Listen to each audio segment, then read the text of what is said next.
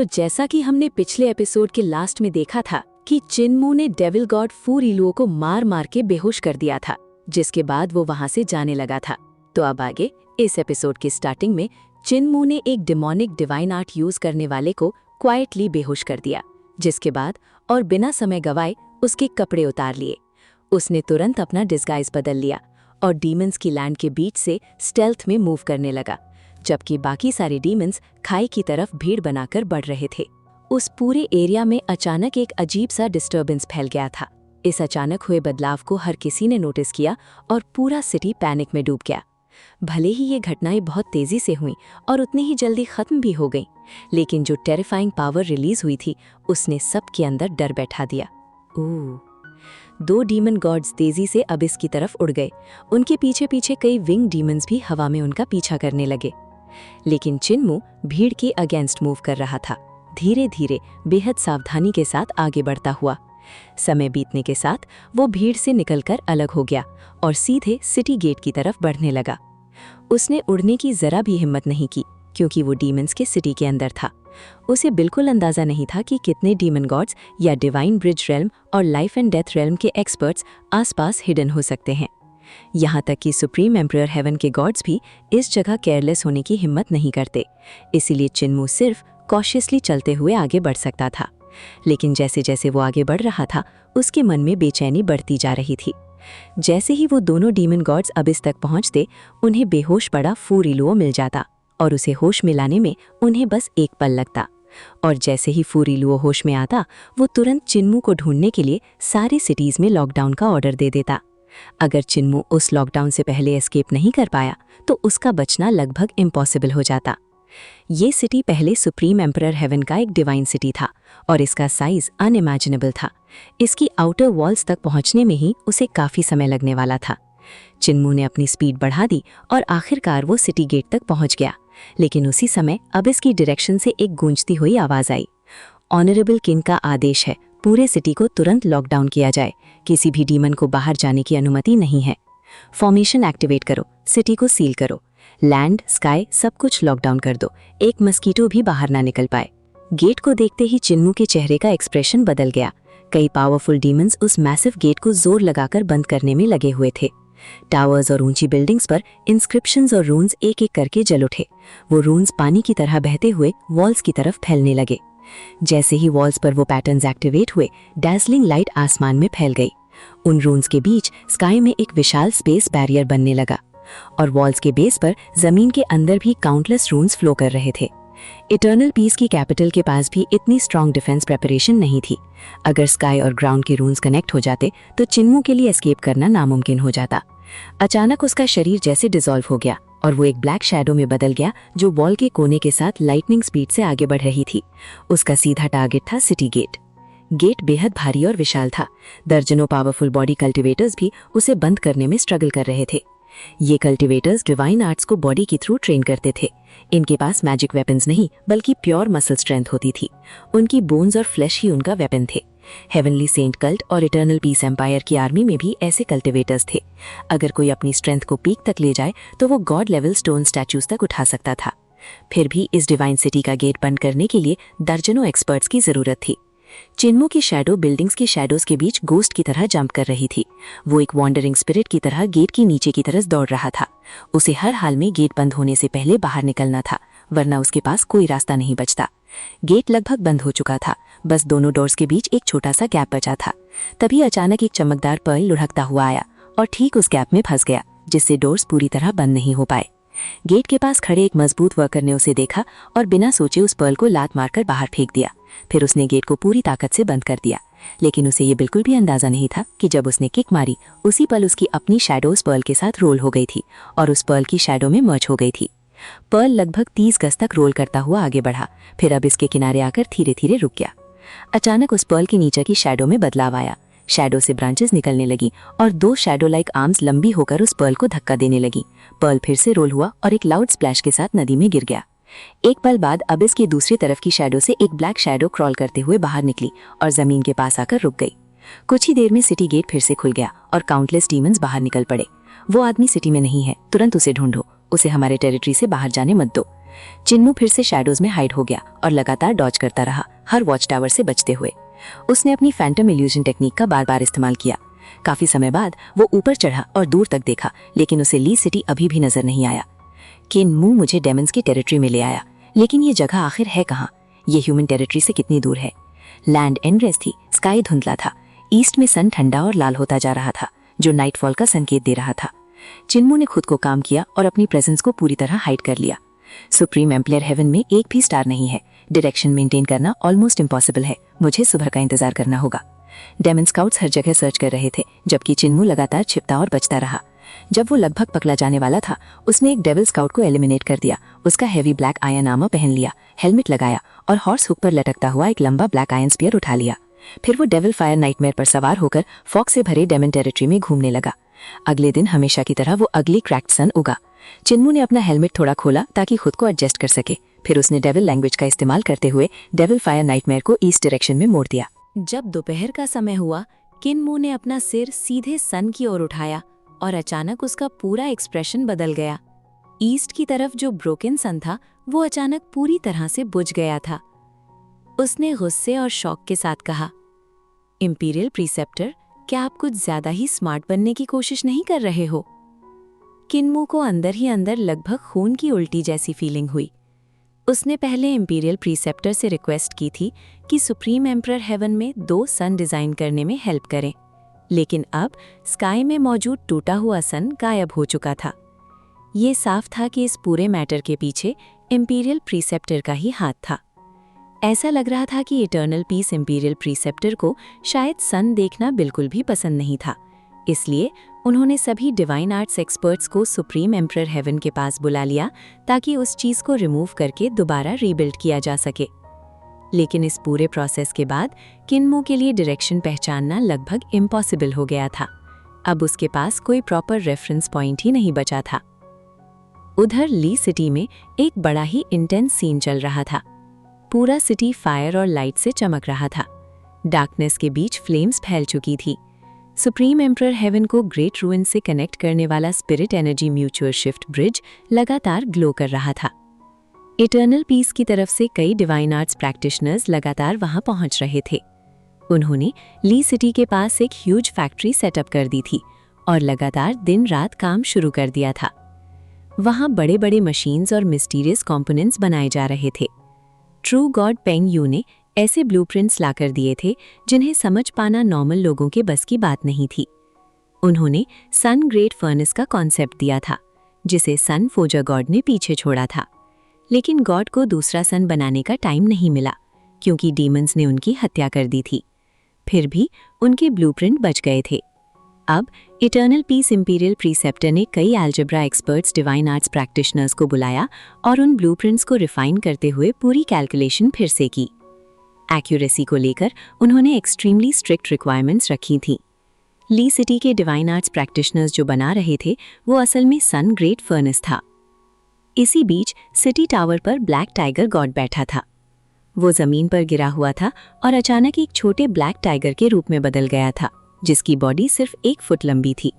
उसकी ब्लैक और yellow stripe साफ दिख रही थीं। वो अगरबत्ती जलाकर रिस्पेक्टफुली प्रे कर रहा था। अगरबत्ती का स्मोक घूमते हुए ऊपर गया और एक क्लाउड शेप बना लिया। वो शेप धीरे धीरे सेंट वुडकटर के फेस में बदल गया, जो बिना किसी इमोशन के उसे देख रहा था। ब्लैक टाइगर गॉड तुरंत डर गया और बोला, मास्टर, मैं अपनी जूनियर ब्रदर किन को जरूर ढूंढ लूंगा, चिंता मत कीजिए। कुछ पल बाद सेंट वुडकटर की वॉइस फिर से आई, मैं डीमन वर्ल्ड में जा रहा हूँ, अभी वापस नहीं आ सकता। अगर मैं लौटा और मेरा डिसाइपल नहीं मिला तो तुम हमेशा इसी फॉर्म में रहोगे। ये सुनकर ब्लैक टाइगर गॉड ने राहत की सांस ली, लेकिन तभी दूर से एक शार्प आवाज आई, फैटी ड्रैगन, अगर यंग मास्टर को हम जल्दी नहीं ढूंढ पाए तो हम सब भूख से मर जाएंगे। एक और आवाज आई, सीनियर सिस्टर लिंगर, मैंने तो पहले ही बहुत कम स्पिरिट पिल्स खाए हैं, अब मैं ऑलमोस्ट स्किनी हो गया हूँ। अगर यंग मास्टर मुझे पहचान नहीं पाए तो क्या होगा? फिर डिस्कशन और तेज हो गया। ब्लैक टाइगर गॉड ने डायरेक्शन में देखा। वहां उसे पहले एक बहुत बड़ा चेस्ट दिखाई दिया, फिर एक विशाल बेली वाला मॉन्स्टर। जैसे जैसे वो क्लोजर आया, उसकी फैट बॉडी ऐसे हिल रही थी जैसे कोई जायंट बीस्ट हो। उसके हेड पर एक छोटी क्यूट लड़की बैठी थी जिसकी एज लगभग 5 या 6 साल थी। उसके पीछे 6 स्नो वाइट फॉक्स टेल्स थी और सिर पर फॉक्स ईयर्स थे। उसके साथ सांगहुआ, यूहे और बाकी लोग भी थे। वो छोटी लड़की अचानक ब्लैक टाइगर गॉड की तरफ दौड़ी और बोली, वाओ, कितना क्यूट लिटिल टाइगर है, मैं तुम्हें हक करना चाहती हूँ। ब्लैक टाइगर को फॉक्स की स्मेल आई और उसका फेस तुरंत डार्क हो गया। वो गुस्से में ट्रांसफॉर्म होकर एक ह्यूज ब्लैक टाइगर बन गया जो 30 यार्ड से भी बड़ा था। उसने जोरदार रोर किया और उसकी गॉड ऑरा पूरे एरिया में फैल गई। छोटी लड़की तुरंत पीछे हट गई और दूसरे लोगों के पीछे छुप गई। सांगहुआ जल्दी से आगे आया और बोला, सीनियर टाइगर, ये सब लोग कल्ट मास्टर किन के फ्रेंड्स हैं। ब्लैक टाइगर ने अपनी ऑरा वापस ली और फिर normal black tiger human form में आ गया। उसने कहा, जब मैं छोटा था एक फॉक्स ने मुझे धोखा दिया था, इसलिए मैं फॉक्स डीमंस को पसंद नहीं करता। छोटी फॉक्स डीमन ने हिम्मत जुटाकर पूछा, क्या मैं आपके ईयर्स छू सकती हूँ? ब्लैक टाइगर थोड़ा हेजिटेट हुआ, फिर बोला, ठीक है, तुम पहले से डर गई थी। जैसे ही उसने उसके ईयर्स छुए वो खुश होकर बोली, ये तो बहुत सॉफ्ट है। बाकी गर्ल्स भी एक्साइटेड हो गईं और सबने उसे छूना शुरू कर दिया। ब्लैक टाइगर गॉड को थोड़ा एम्बैरेसमेंट महसूस हुआ, लेकिन अंदर से उसे ये सरप्राइजिंगली अच्छा भी लग रहा था। ड्रैगन किलिन भी आगे बढ़ा, लेकिन ब्लैक टाइगर ने तुरंत उसे दबा दिया। फिर उसने पूछा, तुम लोग जूनियर ब्रदर किन को कैसे ढूंढोगे? तभी सियोनशांग मुस्कुराई और बोली, सिंपल है, प्राइमोर्डियल स्पिरिट असेंबली से। Primordial spirit assembly? Black tiger God पूरी तरह हैरान था, क्योंकि उसने आज तक इस तरह की किसी तकनीक के बारे में सुना ही नहीं था। उसी समय शियोनस्यांग ने एक बड़ा सा ब्लूप्रिंट का ढेर निकाला और उन्हें सिटी टावर के अंदर रख दिया। उन ब्लूप्रिंट्स पर तरह तरह के रून मार्किंग्स बने हुए थे जो रहस्यमयी ऊर्जा से चमक रहे थे। ये एक ऐसी टेक्निक है जिसे कल्ट मास्टर और इटर्नल पीस के डिवाइन आर्ट्स प्रैक्टिशनर्स ने मिलकर तैयार किया था।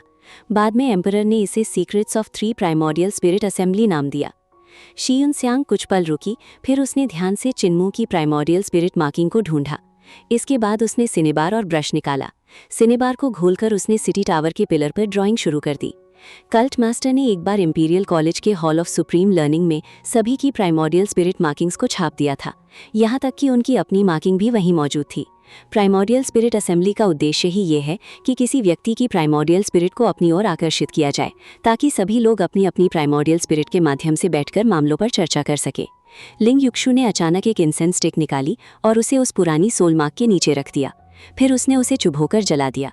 ये सोल गाइड इंसेंस है जिसे शेपर्ड ने डिवाइन आर्ट सोल गाइड से बनाया है। इसका काम है पुरानी सोल को बुलाना। हम इसका और इन मार्किंग्स का इस्तेमाल करके उसकी सोल से कनेक्शन बनाएंगे, फिर उससे उसकी लोकेशन पूछेंगे। दोनों लड़कियां एक दूसरे की ओर देखीं। उसी समय शियोनस्यांग ने अपनी वाइटल की रिलीज की, जिससे चिन्मू की प्राइमोर्डियल स्पिरिट जलने लगी। दूसरी ओर लिंग युक्षु ने अपनी वाइटल की से उस इंसेंस के धुएं को कंट्रोल किया और उसे सोल मार्किंग के भीतर भेज दिया। सिटी टावर में मौजूद सभी लोग चुपचाप इंतजार करने लगे। इंसेंस धीरे धीरे जल रही थी और उसका धुआं गोल गोल घूम रहा था, लेकिन उसकी खुशबू भारी नहीं बल्कि बेहद रिफ्रेशिंग थी। समय बीतता गया, लेकिन कोई प्रतिक्रिया नहीं आई। धीरे धीरे सबका दिल बेचैन होने लगा, क्योंकि प्राइमोर्डियल स्पिरिट मार्किंग्स और सोल गाइड इंसेंस का मकसद था चिन्मू की प्राइमोर्डियल स्पिरिट के साथ रेजोनेंस बनाना। अगर सब कुछ सही होता तो वो खुद उनसे संपर्क करने आ सकता था, लेकिन अगर उसकी किस्मत खराब होती तो ये कनेक्शन कभी नहीं बन पाता। इंसेंस आधी जल चुकी थी, फिर भी कोई हलचल नहीं हुई। अब सभी और भी ज्यादा परेशान हो गए। लेकिन तभी अचानक तेज हवा का झोंका सिटी टावर के अंदर घुस आया। सबकी आंखों में उम्मीद लौट आई। उन्हें चिन्मू की प्राइमोर्डियल स्पिरिट दिखाई दी, कमजोर और अनस्टेबल स्थिति में। कल्ट मास्टर, ड्रैगन किलिन ने खुशी से चिल्लाया, आप कहाँ हैं? आपने जो स्पिरिट पिल्स तैयार की थी वो खत्म हो गई हैं, जल्दी वापस आ जाइए। चिन्मू की आवाज आई, मैंने तो तुम्हारे लिए 3-4 महीनों के लिए पर्याप्त पिल्स छोड़ी थी, तुमने उन्हें इतनी जल्दी कैसे खत्म कर दिया? ड्रैगन किलिन चुप हो गया। इसके बाद हुलिंगर ने पूछा, यंग मास्टर, हम आपको ढूंढ रहे हैं, आप अभी कहाँ हैं? चिन्मू ने सिर हिलाया, मुझे खुद नहीं पता, मैं डीमन रेल में हूँ। यहाँ न सूरज है, न चांद, न तारे। मुझे फू रिलू वाले किडनैप किया था, लेकिन मैं किसी तरह भाग आया। अब डीमन रेस के बड़े लोग मेरा पीछा कर रहे हैं, इसलिए मेरी प्राइमोर्डियल स्पिरिट यहाँ ज्यादा देर टिक नहीं सकती। ये सुनते ही सभी लोग गुस्से और चिंता में भर गए। सॉन्ग हवा अचानक बोला, ब्रो, जो अनाज कूटता है, आसपास के इलाके को ध्यान से देखो, कोई लैंडमार्क याद करो। सुप्रीम एम्परर हेवन में 64 सिटीज हैं, हर एक का नाम अलग है। अगर तुम आसपास का रीजन बता सको तो हम तुम्हारी लोकेशन ट्रेस कर लेंगे। चिन्मू की प्राइमोर्डियल स्पिरिट ने सिनेबार ब्रश उठाया और जमीन पर स्केच बनाना शुरू किया। उसने अपने आसपास का पूरा टेरेन ड्रॉ किया। मुझे यहाँ कोई गॉड सिटी दिखाई नहीं दे रहा। सॉन्ग हवा, यू है और बाकी डिवाइन आर्ट्स प्रैक्टिशनर्स ने ध्यान से देखा, लेकिन वे भी कंफ्यूज थे। उन्होंने पहले कभी डीमन रेल नहीं देखा था। तभी सॉन्ग हवा तेजी से चला गया। कुछ ही देर बाद वो वापस आया। उसके साथ गॉड सॉन्ग ये था। गॉड सॉन्ग ये ने ड्राइंग को ध्यान से देखा और अचानक कहा, वो डीमन रेस के पुराने नेस्ट के पास है, ब्लैक सैंड माउंटेन रेंज के पास, रिटर्निंग मेडन सिटी के नजदीक। यूं है चौंक गया। Returning maiden city? क्या वो गॉड सिटी पूरी तरह नष्ट नहीं हो चुका? मैंने सुना है वो जगह अब कर्स्ड लैंड बन चुकी है। गॉड सॉन्ग ये ने गंभीर होकर कहा, जब डीमन रेस के आक्रमण किया था तो सबसे पहले उन्होंने रिटर्निंग मेडन सिटी को ही नष्ट किया था। ब्लैक सैंड माउंटेन रेंज के सामने ये शहर अब एक बैटलफील्ड बन चुका है। यहाँ लगभग 1000 गॉड्स और डीमंस मारे गए थे। उसकी आवाज भारी हो गई। वहाँ फॉलन डिवाइन प्रैक्टिशनर्स की गिनती नहीं है। उनका ब्लड उस जमीन में समा चुका है, जिससे वो जगह अब एक अजीब और भयावह डोमेन बन गई है। वो आगे बोला, रात में वहाँ ऐसी लालटेनें दिखती हैं जो योडो से आती हैं और मौत के मैसेंजर हर जगह घूमते हैं। वो बैटलफील्ड अब पूरी तरह एक फॉरबिडन जोन बन चुका है। उसकी आवाज धीमी हो गई। उस समय मैं अभी गॉड रेल में साधना कर रहा था और मैं सिर्फ एक छोटा सोल्जर था। बड़ी बैटल के बाद पूरा एरिया पूरी तरह से वीरान हो चुका था। यांग सैंग ये उस लड़ाई में बुरी तरह इंजर्ड हो चुका था। जब वो धीरे धीरे उठता है तो उसे एहसास होता है कि आसमान पहले ही दाग हो चुका है। वो जब लाशों के ढेर से खुद को घसीटते हुए ऊपर आता है तो सामने का दृश्य उसे पूरी तरह शॉक कर देता है। अंधेरे के बीच से छोटी बोट्स बाहर निकल रही थीं, जिन पर लालटेन जल रही थीं। उन लालटेन की रोशनी में हजारों बूढ़े लोग दिखाई देते हैं और सबसे स्ट्रेंज बात ये थी कि वे सभी बिल्कुल एक जैसे दिख रहे थे। वे सब चुपचाप घूम रहे थे और बैटलफील्ड से सोल्स को कलेक्ट कर रहे थे। इन बूढ़ों ने कोई आवाज नहीं की, लेकिन फिर भी पूरी नाइट उन अनगिनत सोल्स की रोने की आवाजों से भर गई थी जो योडो में नहीं जाना चाहते थे। लेकिन सच ये था कि कोई भी सोल डेथ मैसेंजर्स की पकड़ से बच नहीं सका। वे सभी सोल्स उन छोटी नावों के पीछे पीछे चलने लगे और धीरे धीरे योडो के अंधेरे में डिसअपियर हो गए। गॉड सैंग ये इस दृश्य को कभी भूल नहीं सकता था। जो टूटी हुई सोल्स थीं, उन्हें डेथ मैसेंजर्स भी नहीं ले जा पाए। इसीलिए समय के साथ वो जगह एक कर्स्ड लैंड बन गई। वहाँ कई स्ट्रेंज घटनाएं होने लगी और अनगिनत रहस्य छिप गए। गॉड सैंग ये खुद को संभालते हुए आगे कहता है, इसके बाद हम और डीमंस ने उस जगह को छोड़ दिया।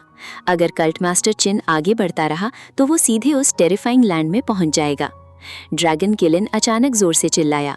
गॉड्स ब्लड और डीमंस ब्लड के मिलन से lonely mountain ridge route demon जैसी भयानक चीजें पैदा हो सकती हैं। जल्दी से कल्ट मास्टर को वहां से रोको। गॉड सैंगे ने शांत होकर पूछा, वो रूट डीमन कितना स्ट्रांग है? ड्रैगन किलन ने तुरंत जवाब दिया, लगभग लाइफ एंड डेथ रेल्म के एक पावरफुल प्रैक्टिशनर जितना। लेकिन इस बार गॉड सैंगे के चेहरे पर हल्की सी हंसी आ गई। वो तो कुछ भी नहीं है। उस कर्स जगह की चीजें लाइफ एंड डेथ रेल्म के डिवाइन आर्ट्स यूजर से भी ज्यादा टेरिफाइंग है। जल्दी उसे वहां से हटाओ। दूसरी तरफ सी यून स्यांग और लिंग युशु तुरंत किन्मू से कांटेक्ट करने की कोशिश करते हैं, लेकिन अगरबत्ती जलने के बाद भी कोई रिस्पॉन्स नहीं आता। वो शायद एनिमी से लड़ रहा है, इसलिए जवाब नहीं दे पा रहा। सी यून स्यांग ने चिंता से कहा, ये बहुत बैड है। अगर उसे वहां फोर्सिबली पुश कर दिया गया तो वो बहुत बड़ी डेंजर में होगा।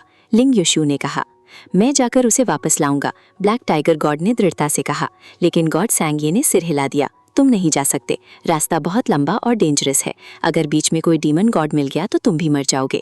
बेहतर यही है कि हम यहीं वेट करें और उसकी सोल सिग्नल का इंतजार करें।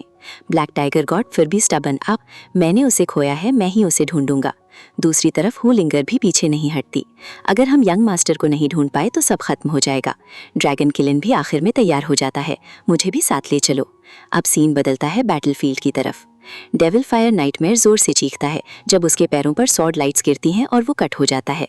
एक डेविल डिवाइन आर्ट्स प्रैक्टिशनर घोड़े का पेट चीरकर किन्मू पर हमला करता है, लेकिन किन्मू एक हाथ से ही उसे क्रश कर देता है और घोड़े सहित दुश्मन को खत्म कर देता है।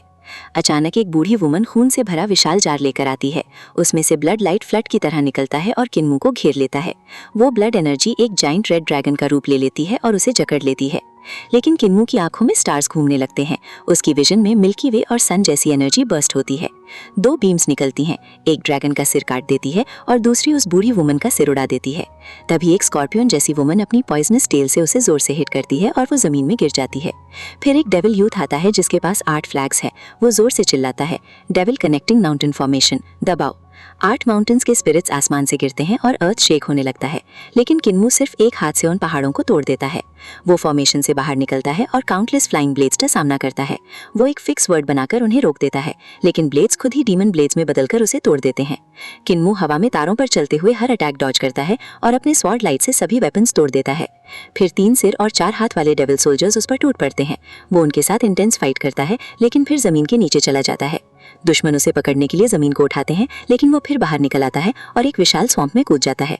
दुश्मन डर के कारण रुक जाते हैं। क्या हमें अंदर जाना चाहिए? स्वैम्प के अंदर घना फॉग और डेविल की फैला हुआ है। पानी के नीचे लाशें तैर रही हैं। किन्मू एक स्केलेटन को देखकर पूछता है, भाई यहाँ तक कैसे पहुंचा जाए? स्केलेटन धीरे से उठकर बोलता है, ये येलो स्प्रिंग्स का रास्ता है। यहाँ आ सकते हो, लेकिन वापस कभी नहीं जा सकते। किन्मू अपने हेवी इंजरीज के साथ एक स्केलेटन के पास बैठा हुआ है। वो कामली अपनी वूंड्स पर मेडिसिन लगा रहा है और खुद को स्टेबलाइज करने की कोशिश कर रहा है। उसके चेहरे पर डर नहीं है, बल्कि एक स्ट्रेंज सा कॉन्फिडेंस है। वो हल्की मुस्कान के साथ बोलता है, मैं असल में येलो स्प्रिंग का रहने वाला हूँ, तो मुझे उनसे डरने की क्या ज़रूरत है? उसके सामने खड़ा स्केलेटन एकदम सीरियस टोन में जवाब देता है, ये जगह एक कर्स्ड लैंड है। यहाँ कोई भी जिंदा नहीं रह सकता। तुम्हारे पास सिर्फ एक ही रास्ता है, तुरंत वापस लौट जाओ। लेकिन किन्मू बिल्कुल भी पैनिक नहीं करता। वो अपने घावों से डार्क ब्लड को बाहर निकालता है और साथ ही डेविल ची को सर्कुलेट करने लगता है। उसकी बॉडी में पेन है, लेकिन उसकी विल पावर उससे कहीं ज़्यादा स्ट्रांग है। वो कामली कहता है, वापस जाना मतलब सीधा डेथ रोड है। अगर मैं आगे बढ़ता हूँ तो शायद मेरे पास अभी भी एक चांस है। क्या तुम्हें कोई सेफ डायरेक्शन पता है? स्केलेटन चुप रहता है और सिर हिला देता है। किन्मू अपने हीलिंग प्रोसेस को कंप्लीट करता है, अपनी वाइटल ची को सर्कुलेट करता है और अपने वुंड्स को सील कर लेता है। फिर वो खड़ा होता है जैसे उसे अब कोई डाउट नहीं है। फिर वो अचानक पूछता है, नॉर्थ, साउथ, ईस्ट, वेस्ट कौन सा डायरेक्शन है? स्केलेटन बिना हेजिटेशन के एक दिशा की तरफ इशारा करता है। वो ईस्ट है। किन्मू हल्के से मुस्कुराता है, थैंक्स, और वो उसी दिशा में आगे बढ़ जाता है। लेकिन अभी वो सिर्फ 2 कदम ही चलता है कि अचानक रुक जाता है। उसके चेहरे पर एक शार्प एक्सप्रेशन आता है और वो पीछे मुड़कर देखता है। तुम मेरा पीछा क्यों कर रहे हो? और यहीं शॉक आता है। स्केलेटन बिल्कुल उसके पीछे खड़ा है। वो तुरंत रुककर जवाब देता है, जब मैं अनकॉन्शियस था मुझे कुछ भी याद नहीं था, लेकिन अब मेरी मेमोरी धीरे धीरे वापस आ रही है, और क्योंकि तुमने मुझे जगाया है इसलिए अब मैं तुम्हारे साथ रहूँगा। किन्मू जोर से हंस पड़ता है। ह्यूमंस और घोस्ट्स अलग अलग पाथ्स पर चलते हैं, तुम मेरे साथ नहीं आ सकते। वापस जाकर फिर से सो जाओ। लेकिन स्केलेटन शांत है। जब मैं सो रहा था तब कोई प्रॉब्लम नहीं थी, लेकिन अब तुमने मुझे जगा दिया है और अब मैं वापस नहीं सो सकता। इसकी रिस्पॉन्सिबिलिटी तुम्हारी है। किन्मू का सिर दर्द करने लगता है, लेकिन वो खुद को कंट्रोल करता है और कामली समझाता है, मैंने तुम्हें इसलिए जगाया था क्योंकि मुझे लगा तुम्हारी सोल में कुछ क्लूज हो सकते हैं। मैंने 10,000 स्पिरिट नेचर टेक्निक का यूज़ किया था ताकि रास्ते का पता चल सके, लेकिन तुम्हें कुछ भी याद नहीं है। तुम मुझे कोई सेफ एग्जिट नहीं दे सकते। वो आगे जोड़ता है, और एक बात समझो, तुम मर चुके हो। अगर मैं इस प्लेस से बाहर भी निकल गया तब भी तुम मेरे साथ ह्यूमन वर्ल्ड में नहीं आ सकते। लेकिन स्केलेटन फिर भी स्टबन है। अब मैं जाग चुका हूँ और तुम्हें मेरी प्रॉब्लम सॉल्व करनी होगी। किन्मू फ्रस्ट्रेटेड हो जाता है, लेकिन फिर भी आगे बढ़ता रहता है। अचानक दलदल के आसपास पानी हिलने लगता है और फिर एक हॉरिफाइंग सीन सामने आता है। पानी से सफ़ेद हो चुकी लाशें उठने लगती हैं। उनके आर्मर टूटे हुए हैं, लेकिन अभी भी मौजूद हैं। उनकी आंखों में रेड ग्लो है और उनकी प्रेजेंस बहुत ही टेरिफाइंग है। किन्मू का दिल पहली बार तेज धड़कने लगता है। ये सब डेड बॉडीज जो सेंचुरीज पहले मर चुके थे अब भी यहाँ ट्रैप्ड है, और उनकी किलिंग इंटेंट अभी भी जिंदा है। लेकिन तभी पीछे खड़ा स्केलेटन जोर से दहाड़ता है और अचानक सभी लाशें रुक जाती हैं और वापस पानी में डूब जाती हैं, जैसे किसी ऑर्डर का पालन कर रही हों। किन्मू शॉक होकर पूछता है, ये तुम्हारी बात क्यों सुनते हैं? स्केलेटन खुद भी कंफ्यूज्ड है, फिर धीरे से कहता है, मुझे लगता है ये सब मेरे सबऑर्डिनेट थे जो मेरे साथ यहाँ मरे थे। शायद इसलिए ये अभी भी मेरी बात सुनते हैं। किन्मू की क्यूरियोसिटी और बढ़ जाती है। तो तुम आखिर थे कौन? स्केलेटन थोड़ी देर सोचता है और फिर सिर हिला देता है, मुझे याद नहीं। लेकिन अब किन्मू की इंटरेस्ट और भी बढ़ जाती है। वो एक स्टेप आगे बढ़ता है और कहता है, मेरे पास एक डिवाइन टेक्निक है जो लॉस्ट सोल्स को रिकवर कर सकती है। अगर मैं इसे यूज़ करूं तो शायद तुम्हारी मेमोरी वापस आ जाए। स्केलेटन तुरंत मान जाता है। किन्मू अपना ऑरा चेंज करता है, अपने हेयर को रिलीज करता है और अपनी ट्रू फॉर्म एक्टिवेट करता है। उसके आसपास डेविल ची तेजी से फैलने लगती है। वो एक एंशिएंट लैंग्वेज में इनकैंटेशन शुरू करता है। ना इंस्पेक्टर्स सेक्ट का सोल गाइड टेक्निक एक्टिवेट होता है। लेकिन तभी अचानक कुछ अजीब होता है। किन्मू को अपने माइंड में एक अननोन मेमोरी फ्लैश होती है, जैसे कोई हिडन पावर खुद एक्टिवेट हो रही हो। उसकी वॉइस और भी डीप और एंशिएंट हो जाती है। डेविल ची और भी टेंस हो जाती है और पूरा स्वॉम्प डार्क एनर्जी से भर जाता है। फिर एक विशाल गेट धीरे धीरे खुलने लगता है। Gate of heaven influence. उसके अंदर से अजीब अजीब स्क्रीन्स आने लगती हैं, जैसे अनगिनत सोल्स ट्रैप्ड हों और बाहर निकलने की कोशिश कर रही हों। किन्मू शॉक में पीछे हटता है और उसके मुंह से सिर्फ एक ही लाइन निकलती है, इतनी सारी सोल्स, आखिर यहाँ क्या छिपा हुआ है? जहां यूडू के बाहर का पूरा इलाका एक विशाल दलदल में बदल चुका था। लेकिन ये कोई साधारण दलदल नहीं था। एक पल में ही पूरा इलाका फॉस्फोरेसेंस से भर गया। ऐसा लग रहा था जैसे किसी ने अंधेरे आसमान में अनगिनत चमकते स्टार्स बिखेर दिए हों। और उसी अंधेरे डेविल ची के बीच एक अजीब सा मूवमेंट शुरू हुआ। डेड बॉडीज जो अब तक निष्क्रिय पड़ी थीं, अचानक एक एक करके खड़ी होने लगीं। वे हैरानी से चारों तरफ देखने लगीं, जैसे उन्हें समझ ही नहीं आ रहा था कि उनके साथ क्या हो रहा है। इस उजड़े हुए दलदल में अब हजारों क्रीचर्स जाग चुके थे। कुछ वाटर की सतह पर खड़े थे, कुछ हवा में फ्लोट कर रहे थे और कुछ जमीन पर बैठकर पूरी दुनिया को कंफ्यूजन में देख रहे थे। और तभी एक आवाज गूंजती है। यूडू की शांति को कौन डिस्टर्ब कर रहा है? ये आवाज जैसे ही किन्मू के माइंड में पहुंचती है, उसका पूरा कॉन्शियसनेस शेक हो जाता है। एक तेज मेंटल शॉक के कारण वो लगभग उड़ सा जाता है। उसकी मैजिकल पावर तुरंत कोलैप्स होने लगती है।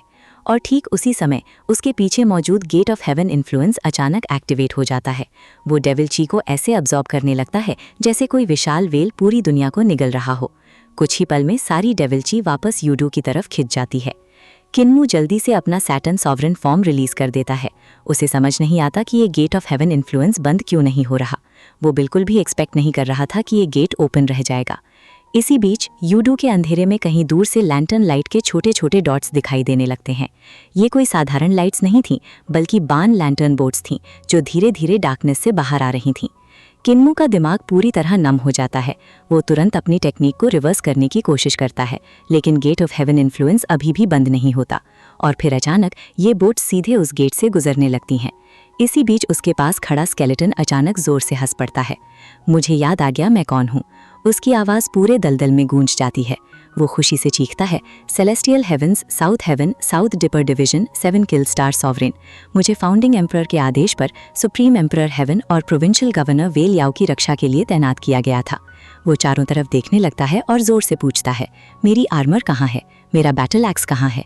और तभी एक बड़ा बदलाव होता है। दलदल अचानक वायलेंटली शेक करने लगता है। जमीन और पानी के नीचे से डिवाइन लाइट फूट पड़ती है। टूटे हुए डिवाइन आर्मर्स के टुकड़े बाहर निकलकर हवा में इकट्ठा होने लगते हैं। कुछ ही पलों में वे टुकड़े मिलकर एक विशाल बैटल आर्मर बन जाते हैं। वो सीधे स्केलेटन के शरीर पर खुद ब खुद अटैच हो जाता है। एक टूटा हुआ हेलमेट उड़कर उसकी खोपड़ी को ढक देता है। फिर अचानक दलदल के बीच से एक विशाल पहाड़ फटता है और उसके अंदर से डिवाइन वेपन फ्रैगमेंट्स बाहर निकलते हैं। वे हवा में जुड़कर एक विशाल बैटल एक्स बनाते हैं।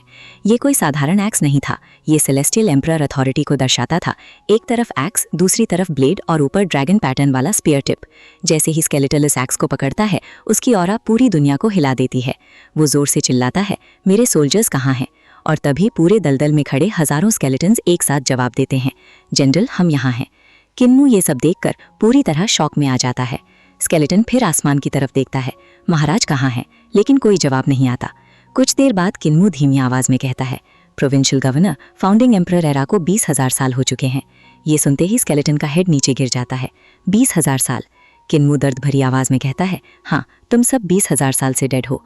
ये सुनकर वो स्केलेटन धीरे से बैठ जाता है। उसकी आवाज़ टूट जाती है।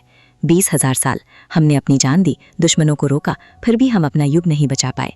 किन्मू भारी मन से बोलता है, आपकी टूटी हुई सोल्स कभी नहीं मरती, आपकी बैटल स्पिरिट हमेशा जिंदा है, लेकिन अब आप लोग दुनिया के अलग समय में जाग चुके हैं।